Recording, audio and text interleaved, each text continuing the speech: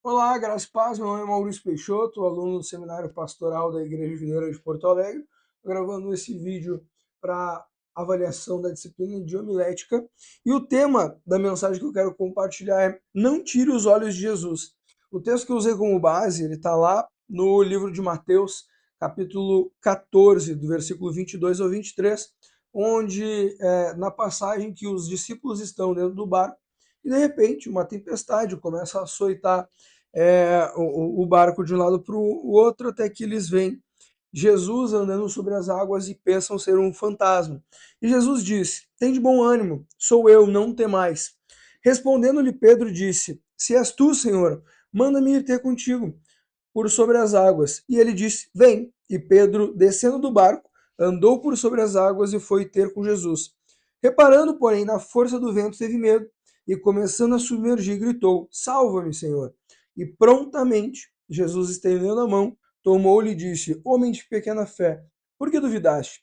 Subindo ambos para o barco, cessou o vento, e os que estavam no barco o adoraram, dizendo: Verdadeiramente, esse é o Filho de Deus. Pedro aqui não afundou por conta da tempestade, mas ele afundou porque tirou os olhos de Jesus. E o que eu quero dizer com isso é, muitas vezes nós vemos no nosso meio pessoas orando por um grande milagre, orando por uma provisão extraordinária, orando pedindo para que o Senhor envie mais clientes, para que o Senhor faça prosperar os negócios, abra uma nova porta de favor. E na medida em que o Senhor realiza esse milagre, essas pessoas cada vez mais se afastam da comunhão com Deus, passam a viver por aquele milagre, mas não compreendem que muitas vezes, junto com esse milagre, um novo nível inicia a nossa vida. E nesse novo nível, dificuldades vão aparecendo, problemas vão aparecendo para ser resolvido. E aí é onde mais nós mais precisamos de sabedoria, onde nós mais precisamos de Jesus.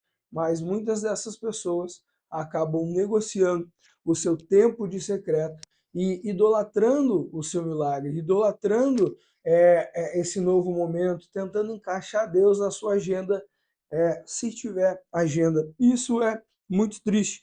E é isso que faz muitas pessoas afundarem. Então, no momento de dificuldade, Pedro clamou por um milagre e Jesus prontamente atendeu. Andar sobre as águas é um grande milagre. Você prosperar enquanto a economia vai mal é um grande milagre. Em tempos de escassez, você está abundando, isso é excelente, só pode ser obra de Deus, que dá boas coisas aos filhos, né? O favor de Deus é como um orvalho, e aos seus amados ele dá enquanto dorme, é o que diz a palavra. Mas perceba, assim como Pedro, nós também pedimos coisas a Deus que são verdadeiros milagres. E constantemente Deus opera esses milagres na nossa vida. Jesus nos ensina lá em Mateus 7 que todo aquele que pede recebe. E Tiago 4 vai dizer que nós nada temos porque não pedimos. Então, como alguém que já viu a graça, constantemente nós pedimos ao Pai, sabendo que Ele nos dá todas as coisas, porque Ele é bom e o Senhor se alegra com a nossa prosperidade. Mas a nossa maturidade, ela pode mudar completamente a maneira como nós usufruímos dessas bênçãos. E é aqui que eu quero dividir essa mensagem em três movimentos a partir do próprio texto. O primeiro é o milagre concedido. Pedro pede, Jesus responde: vem. Então, Deus nos prospera porque ele se alegra com a nossa prosperidade, mas também porque ele nos chama a ser luz do mundo. E como luz do mundo, ele nos coloca no ponto mais alto para que a gente possa engrandecer o nome dele. Veja, você não você não engrandece o nome de Jesus vivendo na escassez.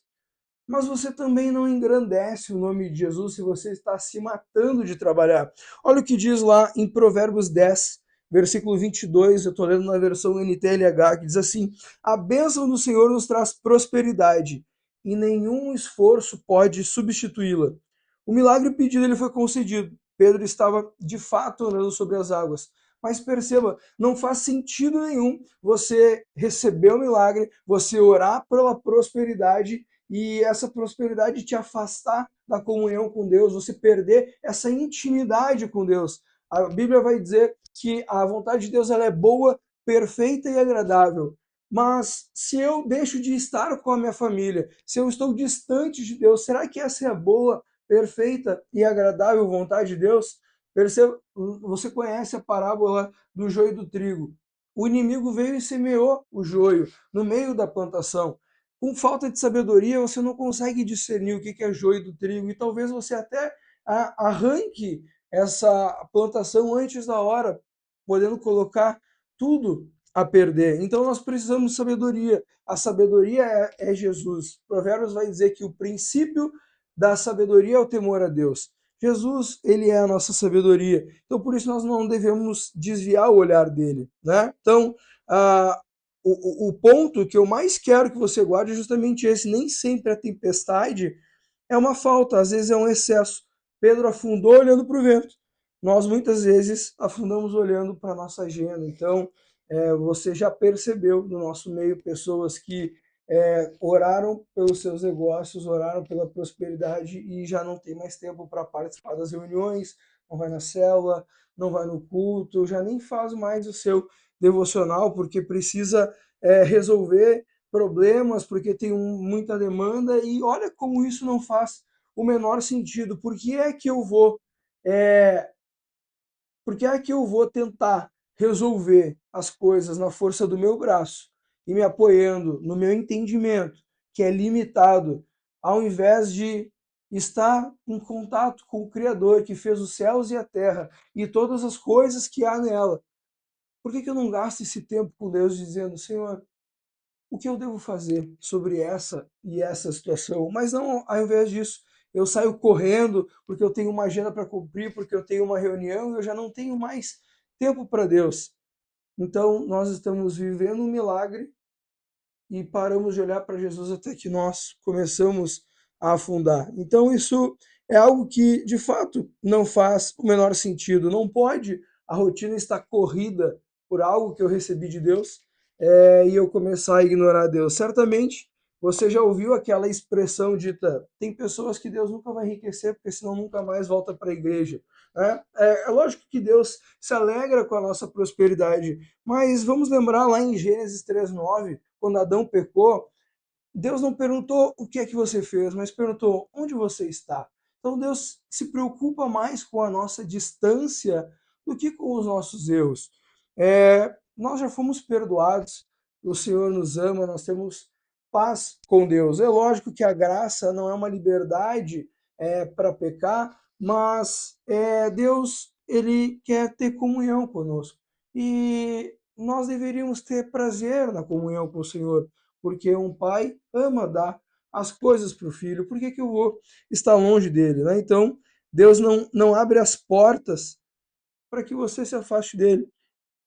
E lá em Romanos 12:2 diz: não vos conformeis com este século, mas transformai-vos pela renovação da nossa mente, para que experimenteis qual seja a boa, agradável e perfeita vontade de Deus. Então, você recebe algo que é sobrenatural, uma porta que se abre, uma promoção, algo que talvez no natural você nunca conseguiria, e você começa a se amoldar ao padrão do mundo, buscando performance incessante, uma produtividade absurda, enquanto a palavra de Deus diz para nós nos esforçarmos para entrar no descanso.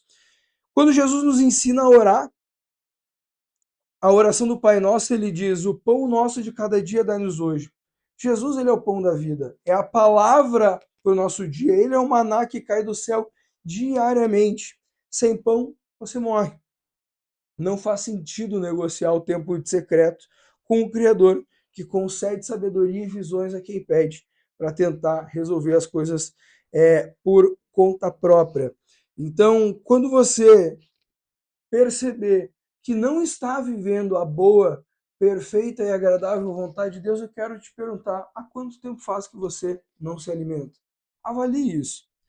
Mas a boa notícia é que, assim como Pedro clamou, dizendo: salva-me, Senhor, Jesus prontamente o tomou pela mão. Nós também podemos clamar, porque ele é Yeshua. Deus é salvação. Então não importa aquilo que nós estamos vivendo, Deus é salvação. E o pastor já pregou sobre o salmo que diz: o Senhor é meu pastor, ele me conduz aos pastos verdejantes. E considerando a geografia de Israel, sabendo que as ovelhas elas sobem as montanhas, porque lá em cima é onde está o pasto mais verde. Então, muitas vezes nós estamos lidando com situações que aparentemente nós já vivemos, mas temos que considerar que nós já estamos num nível superior, num nível acima. Então, se nós estamos vivendo uma nova provação sobre algo que talvez a gente não tenha sido bem sucedido anteriormente, nós precisamos de sabedoria. E a sabedoria está em Cristo Jesus, é a sabedoria. Por isso não devemos tirar os olhos dele. Ele é quem dá sabedoria, é o que pede. Então, não esqueça. E importante também, quando Jesus segura a mão de Pedro e coloca dentro do barco, observa a exortação, ele diz: homem de pequena fé, por que duvidaste? Pedro duvidou porque tirou os olhos de Jesus. Então, não esqueça aquilo que Jesus já fez por você. E se alegre no que ele ainda irá fazer. Essa dúvida vem por esquecer todos os milagres que ele já tinha presenciado de Deus. Então ele olha e diz: eu estou afundando. Jesus diz: homem de pouca fé, por que duvidaste? Ou seja, esqueceu tudo aquilo que eu já fiz? Não esqueça o que o Senhor fez. E lembre-se constantemente de todas as promessas que estão disponíveis para você e declare e ore, dê liberdade para que Deus possa fazer a vontade dele aqui na terra, assim como ela é feita no céu, na nossa vida, assim como ela é feita no céu. Então, você que está vendo esse vídeo, eu quero fazer um apelo e te convidar, te desafiar, te incentivar a olhar para a tua agenda hoje e colocar a primícia do teu dia, colocar o Senhor. Perguntar, ao invés de levantar na cama, olhar a agenda, olhar o WhatsApp e perguntar: Espírito Santo, obrigado por mais esse dia. O que nós faremos hoje? Aonde o Senhor quer me conduzir no dia de hoje? Senhor, como é que eu resolvo aquela situação? Pensa, você é capaz de dar a primícia da sua renda para o Senhor, mas a primícia do seu dia, talvez você não esteja dando nem as migalhas, nem aquilo que sobrou do seu dia. Quanto tempo faz que você não tem se alimentado? Amém? Então, espero que essa mensagem tenha te incentivado a buscar mais o Senhor, porque a Bíblia diz que se quiseres e me ouvires, comerei do melhor dessa terra. Lá em Isaías, capítulo 1, versículo 19. E é isso que nós temos que desfrutar do melhor dessa terra. Mas se nós quisermos e ouvirmos ao Senhor, a fé vem pelo ouvir e ouvir a palavra de Deus. Amém? Vamos orar.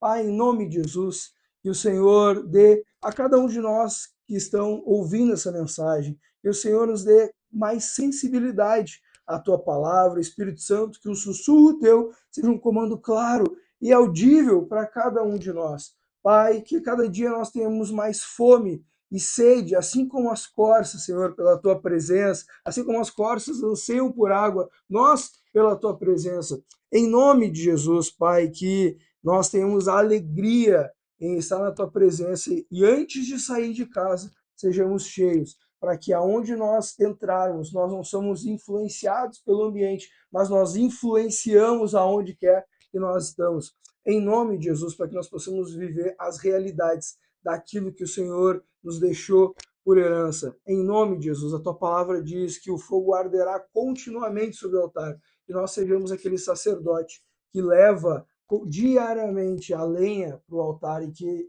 nós possamos ser incendiários, avançando, prosperando, governando, para que nós possamos conquistar a nossa geração para o Senhor através da bondade, misericórdia e do favor que o Senhor derrama sobre a nossa vida. E todos podem ver o quanto o Senhor é bom. E nós podemos anunciar as boas novas de que há salvação disponível para todos. Amém? Em nome de Jesus, obrigado você que curtiu até aqui. Obrigado, pastor, pela oportunidade de fazer esse trabalho. Quero aproveitar e dar vida a esse canal que há muito tempo eu criei e ainda não tinha utilizado. Shalom, shalom.